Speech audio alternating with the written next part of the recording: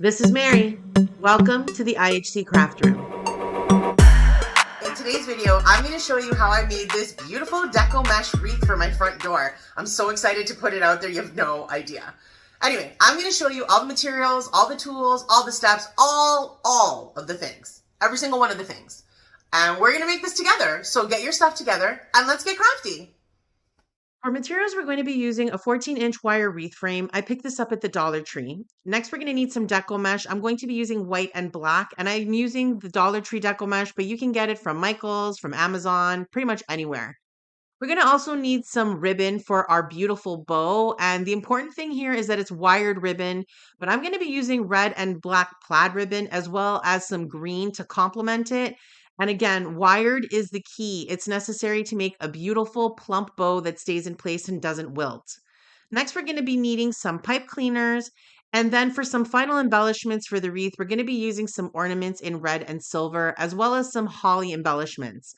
I just have a random bag of like different bits of holly that I've collected over the years. Don't judge me, okay? I'm a bit of a craft hoarder. I don't want to talk about it. Just look away. We're going to pretend it's not happening. Okay. Last but not least, we need a holiday sign.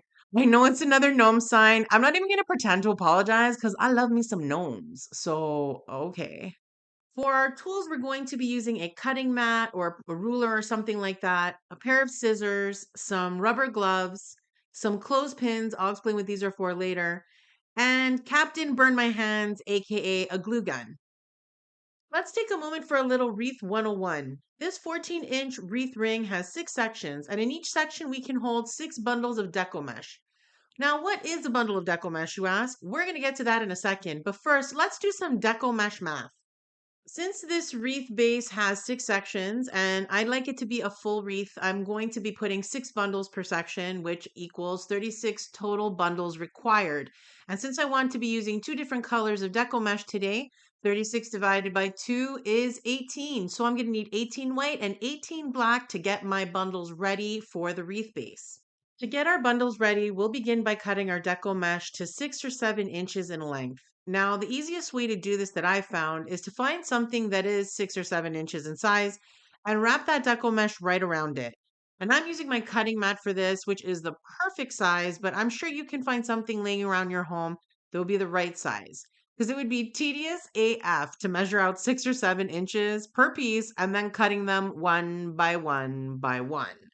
So this is the fastest way I found to cut my deco mesh by wrapping it around my cutting mat and then sliding the mat out, holding the deco mesh firmly in my hands. That is very important so that you don't lose track of it and it just doesn't unravel on you and cause a mess. And then using a sharp pair of scissors, you're just going to cut it at the top and then hold it, flip it over, and holding it firmly, you're going to cut it at the bottom. And then you're going to just have these perfect pieces that are great for the bundles that we're about to create. And we're going to do the exact same thing with the white deco mesh until we have a significant amount of cut up pieces of deco mesh. In total, I used 3 of each color roll for this base wreath. So that's 6 rolls of deco mesh in total. But anytime you're preparing a wreath like this, I would recommend having at least 4 of each color just to be on the safe side. Next, we're going to start separating out these individual pieces so that we can get ready to start making our bundles. What are deco mesh bundles? Simple. It's 5 pieces of deco mesh rolled together and bundled with a pipe cleaner. That's it. That's all. You're going to take 1 piece of deco mesh and using the natural curl in the deco mesh, you're going to roll it into a tight little spiral, just like a little deco burrito. And then using a clothespin to hold that tight curl, you're going to make him 4 friends so that all 5 of them can hang out together like little burrito spirals. And then we're going to bundle them together using a pipe cleaner. We're going to make sure that this bundle is nice and secure before we move on to the next one and the next one, the next one. Remember, we need 36 bundles in total. So here's a good time to talk about why is Mary wearing gloves? I know you're wondering. And the answer is, yeah, I know. There's nothing messy or smelly going on right now. The truth is, these gloves are my secret weapon against the harshness of deco mesh against my super sensitivo skin. So, there's a little tip from me to you. Keep your sensitive hands covered with rubber gloves and you'll thank me later. You're welcome. Now that we're done making all the bundles, it's time to prepare the base wreath. So we're going to flip over the wreath frame and working with it upside down, we'll be using those pipe cleaners to secure the bundles to the wreath frame. Always making sure to give each pipe cleaner several good twists. Ensure each bundle is securely attached to the frame. Remember, we want to have 6 bundles per section in alternating colors. I'm using the 2 center rings of the wreath frame to secure my bundles, remembering to alternate between colors and making use of the crossbar to secure the first bundle in each series of 6. Let's talk a little bit about the differences in deco mesh. Not all deco mesh has been created equal.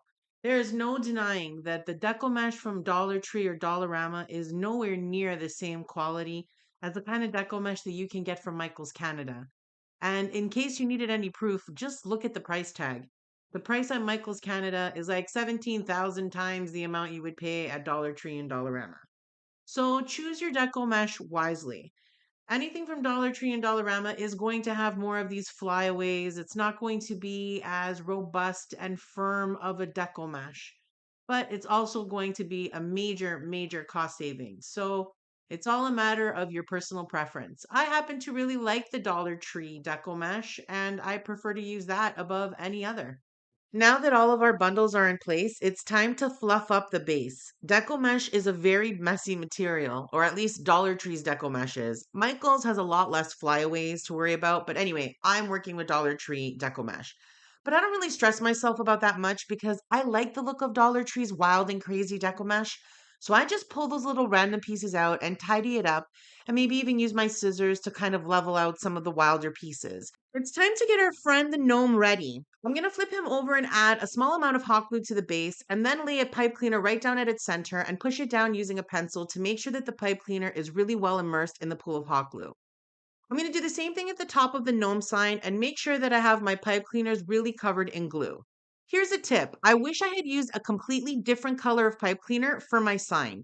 It would have made it way easier when repositioning the sign to get it in the perfect spot if I knew exactly which pipe cleaners directly related to the sign. Now that our hot glue is dry, I'm going to go back over it with another good dollop of hot glue just to make sure that that pipe cleaner is very well encased in glue and it's not going to go anywhere.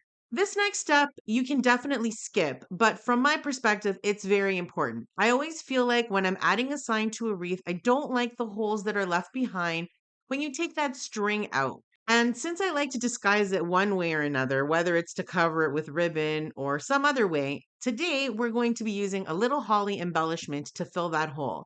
And it ties itself nicely into the design of this gnome sign anyway. So overall, it works with the theme and it has the added bonus of covering the hole in the sign. Today we're going to be making a bow that I like to call the double decker bundle bow. It's my favorite bow to make because it's super simple and it's lots of fun to fluff. Since we're going to be making a double decker, I'm going to be using 2 different but complementary ribbons. In this case, the green will be the lower deck of the bow, and I'm going to be cutting out 5 pieces of ribbon that are 17 inches in length. Then for the top deck of the bow, we're going to be using the red black checker ribbon. And for this one, I'll be cutting out 6 pieces of ribbon at 17 inches in length. And that's because I want that top bow to be a little fuller than the bottom one. After I cut out the right amount of pieces for each ribbon, I'm going to dovetail the ends of each piece. You don't need to do that, but it's my personal preference. I love the look of a dovetail on the bottom of a piece of ribbon. And all you're going to do is fold the ribbon over in half and then cut the base at an angle to get it either as deep or as shallow a dovetail as you like. To make our green bow, we'll begin by laying out a piece of ribbon and folding it over so that the bottom is at the 13-inch mark, and then we'll scrunch up the ribbon at the 12-inch mark and use a clothespin to hold it into place. Then we'll move on to the next piece of ribbon and do the exact same thing. We're going to fold it over to the 13-inch mark and then scrunch it at the 12-inch mark and use that clothespin to hold it in place. We'll move on to the third, fourth, and fifth pieces and make sure that we have them all sitting together and ready to be bundled up. Then we're going to use a pipe cleaner to bundle these 5 pieces of ribbon together, giving them a few good twists, and then we can start fluffing out our ribbon and turn it into a big, beautiful, fluffy bow. To make the top deck of our double decker bow, we're going to do the exact same thing and follow the exact same process, except this time, as you know, there are 6 pieces of ribbon, So we're going to make sure that we fold them over at the exact same place, the 13-inch mark, pinch them at the 12-inch mark, and hold them in place with our clothespin until we're ready to start twisting them together with a pipe cleaner and fluffing out our ribbon to make that beautiful, fluffy, pretty bow. It's time to stack our two bows into one pretty double-decker bundle bow. I'm going to start by spreading out the green bow so that the center is flat, and then we'll place the red and black bow on top. But first, the pipe cleaners need to be brought down towards the base of the bow.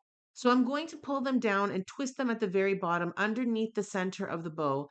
And I'm going to do the same thing with the green bow and make sure that the pipe cleaners are now underneath the center of the bow. We're going to be using these pipe cleaners to secure the bow to our wreath, so having them at the bottom would be useful.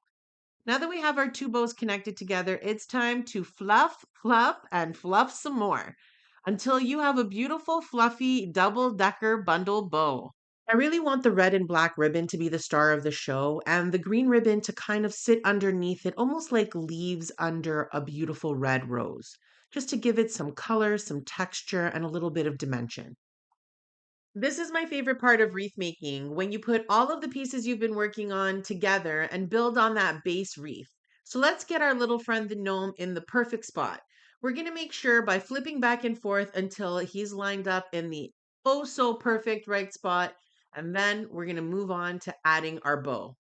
I'm going to do the same thing with the bow and just put it in the spot that looks like the right place. And I get lucky on the first try here and just tie it up in the back. And then you know what I'm going to say. Fluff the ribbon, fluff the bow, make her look pretty. For the final touch, we're going to be adding some red and silver ornaments. We're going to spread them out and just add some pops of color here and there. I debated about adding some more holly or maybe some accent ribbons, but I decided that I wanted this to stay more minimal and keep that black and white theme with these pops of red and these pops of green, and of course, our friend Mr. Merry Christmas Gnome. Thank you for joining me on another beginner-friendly wreath making adventure. I hope you enjoyed this tutorial.